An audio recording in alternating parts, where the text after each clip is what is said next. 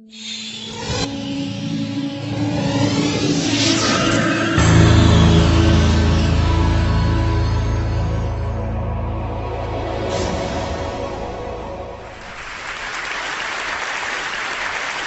Zuckerberg, a journalist, was asking him a question about the news feed.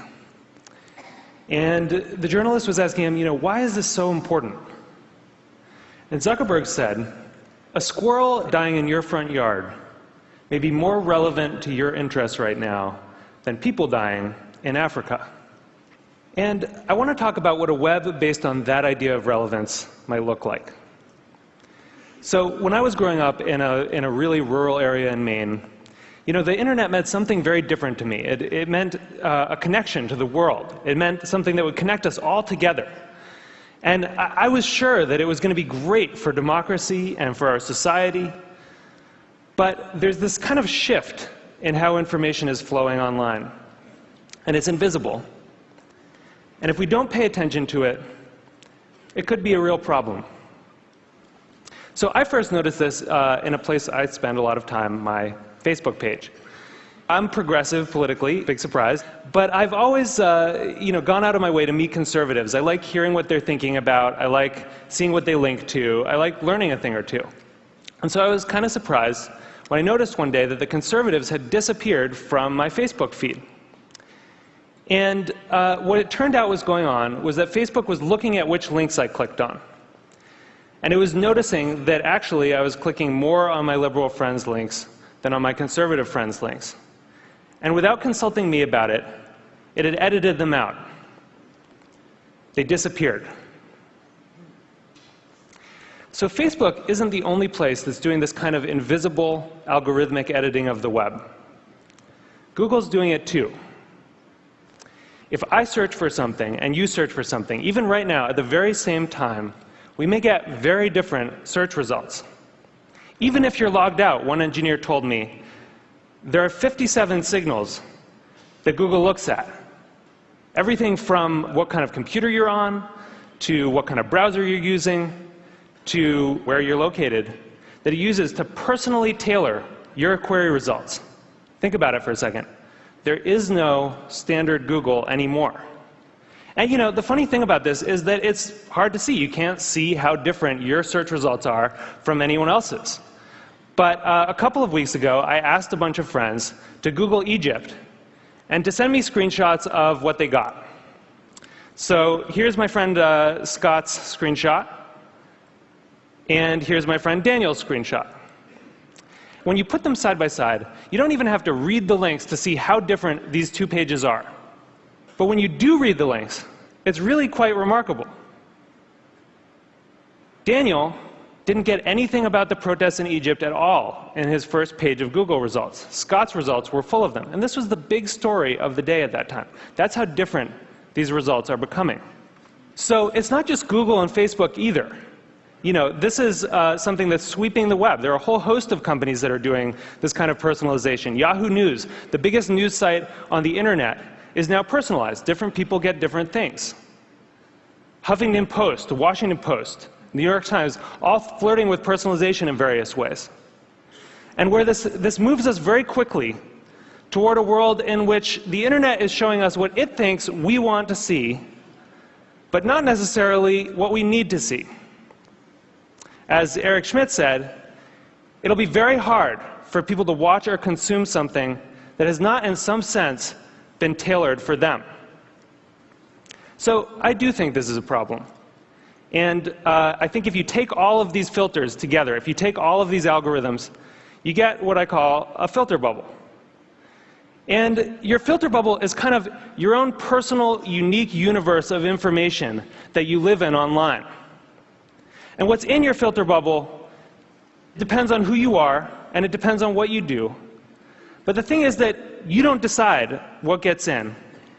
And more importantly, you don't actually see what gets edited out. So one of the problems with the filter bubble was discovered by some researchers at Netflix. And they were looking at the Netflix queues, and they noticed something kind of funny that a lot of us probably have noticed, which is there are some movies that just sort of zip right up and out to our houses. They enter the queue, they just zip right out. So Iron Man zips right out, right?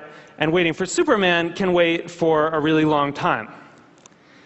What they discovered was that in our Netflix queues, there's kind of this epic struggle going on between our future aspirational selves and our more impulsive present selves. You know, we all want to be someone who has watched Rashomon. But right now, we want to watch Ace Ventura for the 4th time. So the best editing gives us a bit of both. It gives us a little bit of Justin Bieber and a little bit of Afghanistan. It gives us some information vegetables. It gives us some information dessert.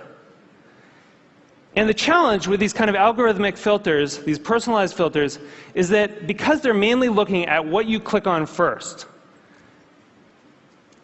you know, it can throw off that balance. And instead of a balanced information diet, you can end up surrounded by information junk food. So what this suggests is actually that we may have the story about the internet wrong. In a broadcast society, you know, this is how the founding mythology goes, right? In a broadcast society, there were these gatekeepers, the editors, and they controlled the flows of information.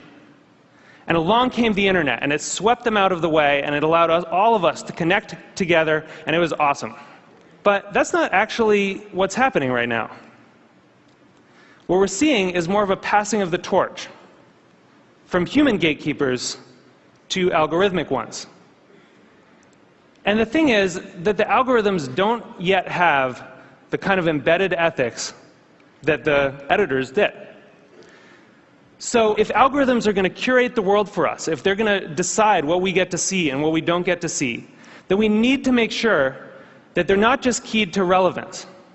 We need to make sure that they also show us things that are uncomfortable, or challenging, or important. This is what TED does, right? Other points of view. And the thing is, we've actually kind of been here before as a society. In 1915, it's not like newspapers were sweating a lot about their civic responsibilities. Then people kind of noticed that they were doing something really important. That in fact, you couldn't have a functioning democracy if citizens didn't get a good flow of information. That the newspapers were critical because they were acting as the filter, and that journalistic ethics developed. It wasn't perfect, but it got us through the last century.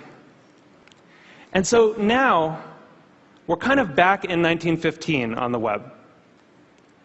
And we need the new gatekeepers to encode that kind of responsibility into the code that they're writing. You know, I know there are a lot of people here from Facebook and from Google, Larry and Sergey, who, you know, people who have helped build the web as it is, and I'm grateful for that. But we really need you to make sure that these algorithms have encoded in them a sense of the public life, a sense of civic responsibility. We need you to make sure that they're transparent enough that we can see what the rules are that determine what gets through our filters.